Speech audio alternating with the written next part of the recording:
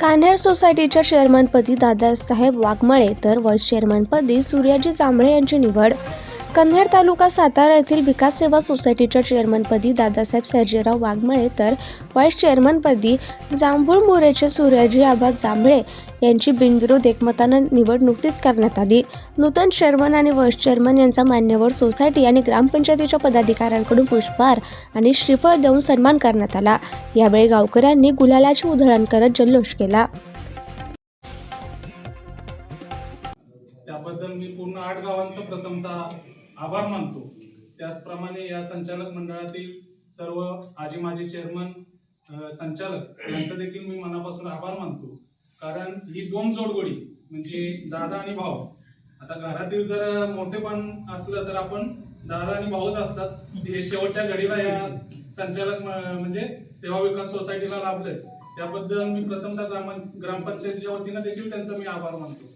आज ग्रामपंचायत मध्ये बघायला गेलं तर दोन्ही गाव म्हणजे गावामध्ये बघायला गेलं तर ग्रामपंचायत आणि सेवा विकास सोसायटी या दोन संस्था जर आपल्या हातात असला तर गावचाही विकासाचा गौरव हा अजून जोमाने चालतो. ते आपण सर्व सभासदांनी किंवा ग्रामस्थांनी या येणाऱ्या 5 म्हणजे गेल्या 4 वर्षात आणि या वर्षात आपण बघतच आहात की लोकांना कुठल्या गोष्टीचा कर्ज वाटपाचा कसा फायदा झाला पाहिजे, त्यांची कर्ज वसुली कशी झाली पाहिजे, या गोष्टी जरी मी ग्रामपंचायत मध्ये असेल पण आमच्या बाजूलाच लागून हे कार्यालय असल्यामुळे या गोष्टीचा मी पण आढावा घेत असतो. आणि भाऊंच्या माध्यमातून असू द्या, दादांच्या माध्यमातून असू द्या किंवा माजी चेअरमन, व्हाईस चेअरमन किंवा संचालक मंडळाच्या माध्यमातून या गेल्या 5 वर्षामध्ये त्यांनी सर्व घटकांना योग्य असा न्याय दिल्यामुळे त्यामुळे ही संस्था जी की विकास भाऊंनी सांगितली की आपल्याकडे हँडओव्हर होण्यापूर्वी ती तोट्यात होती, ती तुम्ही नफ्यात आणली, त्याबद्दल तुमचं अभिनंदन केलंच पाहिजे. आणि येणाऱ्या काळामध्ये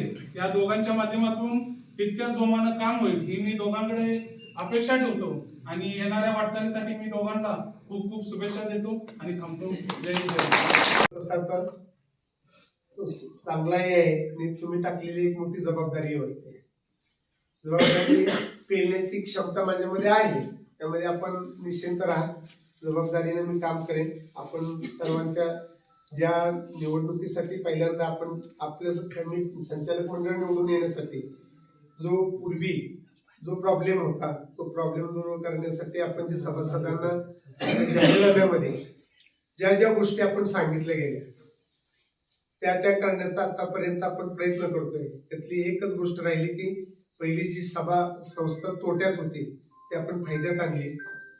दुसरा, आपली संस्थेचा सचिव तो कार्यक्षम सचिव होता. सगळ्या महाराष्ट्रानं सगळ्या न्यूज पेपरमध्ये सुद्धा वाचलेले आहेत सगळे पराक्रम त्यांचे. आणि त्याच्यामुळं संस्था तोट्यात गेली होती तेही सर्वांना ज्ञात होतं.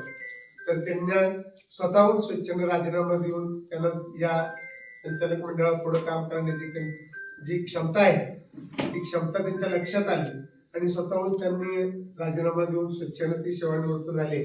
त्यांच्याही आम्ही आता या संस्थेच्या वतीने आभार व्यक्त करतो. कारण ही संस्थेचा कारभार इतका पारदर्शी चाललाय.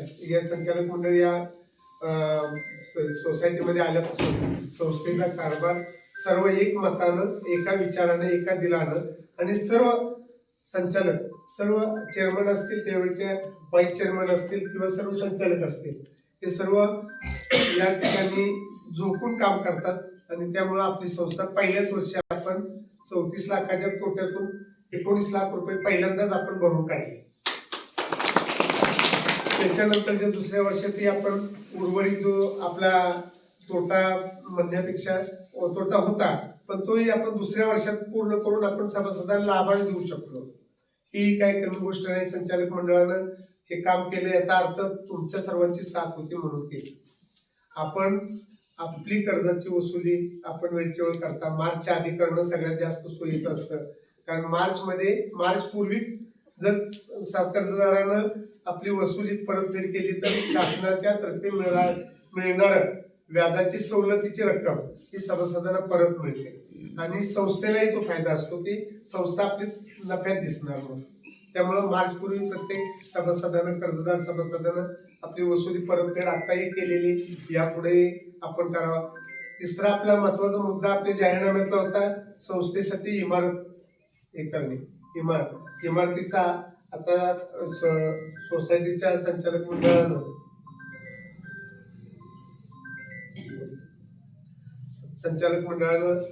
या 2-3 वर्षांमध्ये जागे बाबतीत सर्व परिश्रम घेऊन संचालक मंडळाचं आणि आजी माझी सगळे चेअरमन आहेत सर्वांचंच यामध्ये श्रेय आहे. संस्थेची जागाही बघितलेली आहे, कागदपत्रही पूर्ण झालेले आहेत. फक्त आता आपलं संस्थेचं बाकी पुढचा खरेदी पत्र फक्त राहिलेला आहे. खरेदी पत्राचाही कार्यक्रम आमच्या आता कार्यकाळात आला.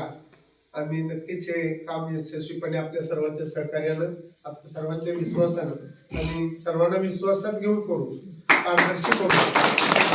हे तुम्हाला सगळ्यांना आग्रह देतो. तुमचं सहकार्य आमच्या कारकिर्दीमध्ये निश्चितच सर्वांचं लाभन आणि तुम्ही सर्वजण तुमचे सगळे नातेवाईक असतील, पै पाहुणे असतील, मित्रमंडळी असतील आणि सगळे चोरगेवाडी, आकले, माळेवाडी, कनेर, जांभळेवाडी, जांभळमोरीची तर मंडळी विशेष कौतुकाने सांगायला काय मला खूप आनंद होतो.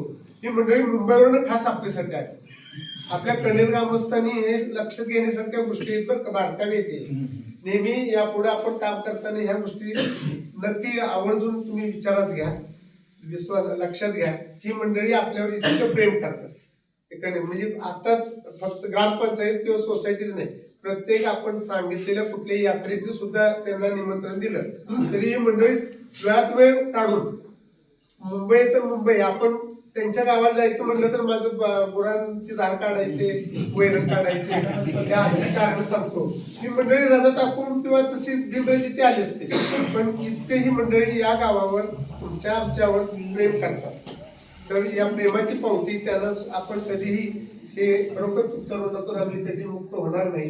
तुमच्यासारखी मंडळी आम्हाला लाभली, त्यामुळं आम्हाला काम करण्याचा सुद्धा खूप उत्स्फूर्त प्रतिसाद मिळतो आणि हे मिळतो. आता भाऊंच्या बाबतीत तर काय, भाऊ संचालक झाल्यापासून मी काम करतो. असा ज्येष्ठ मार्गदर्शक आम्हाला काम करताना तुम्ही उपाध्यक्ष म्हणून माझ्या बरोबरच दिला. आम्ही काय आमच्या संचालक मंडळामध्ये चेअरमन, व्हाईस चेअरमन किंवा संचालक किंवा सभासदांनाच आम्ही चेअरमन म्हणत असतो. आम्ही काम करताना आम्ही कुठल्याही पदासाठी कुठल्याही तुम्ही सगळे चेअरमन आहात, तुम्ही सगळे सभासद व्हाईस चेअरमन आहात. तुम्ही फक्त सह्याचे अधिकार तुम्ही मला दिले, आम्हाला देताय. तर त्या सह्यांचा अधिकाराच्या बाबतीतला कुठलाही निर्णय आमचे मास्तरांनी सांगितलंय की जबाबदारीने काम करायची जबाबदारी तर तुमच्यावर आहे. तुम्हाला शब्द देतो सर्वांना की तुम्ही निश्चिंत राहा. काम अत्यंत पारदर्शक आणि संस्थेला साजेसं असं होईल. फक्त त्यामुळे कुठलंही राजकारण आम्ही पहिल्यापासून जे काम करतो ते राजकारण म्हणून मी कुठलीच संस्थेत, ग्रामपंचायतीत किंवा सोसायटीत सुद्धा किंवा आपण निवडणुकीत सुद्धा राजकारण म्हणून बघितलं नव्हतं. फक्त आपल्याला ज्या येणाऱ्या अडचणी अनुभवल्या आपण त्या दूर करण्यासाठी आपण निवडणूक लावली. आधी आपण बिनविरोध सुद्धा आधी यापूर्वीच्या केल्या होत्या, चोरगे भाऊ इथं आहेत. परंतु तांत्रिक काही गोष्टी असतात, कुणाच्या मनसुबे असतात, ते पूर्ण होत नसतात. त्यामुळे काही मंडळीमध्ये हे येतं. पण आमच्यामध्ये आम्ही तुम्हाला सर्वांना सांगतो की असली कुठल्याही प्रकारची तेढ निर्माण होणार नाही. आम्ही सगळे एक दिलानं काम करू आणि या पुढची संस्था बिनविरोध करण्यासाठी आपल्या ग्रुपच्या बाबतीत आपण आणि समोरच्या पार्टीशी बोलायची म्हणली तरी जबाबदारी मी माझी राहील, पण विरोध करण्यासाठी आपण प्रयत्न करू. फक्त ते तुम्ही हो म्हटलं तर, कारण मला समाजकारण करण्याची सवय असल्यामुळे मी राजकारण यामध्ये कधी आणणार नाही. मी त्यांच्याशी सुद्धा बोलू शकतो जर कोणी निवडणुकीला फॉर्म भरत असतील, दुसऱ्या आपल्या शिवाय जर कोणी आपले अपरोक्ष भरले तर त्यांच्याशी बोलण्याची तयारी मी केली. फक्त तुम्ही सर्वांची साथ आणि तुमच्या सर्वांच्या विश्वासाला तडा जाणार नाही असं काम मी करेन आणि तुम्ही माझी सर्वांनी साथ निवड केली त्याबद्दल मी तुमचे सर्व ऋणी आहे. धन्यवाद. तुम्हाला सर्वांना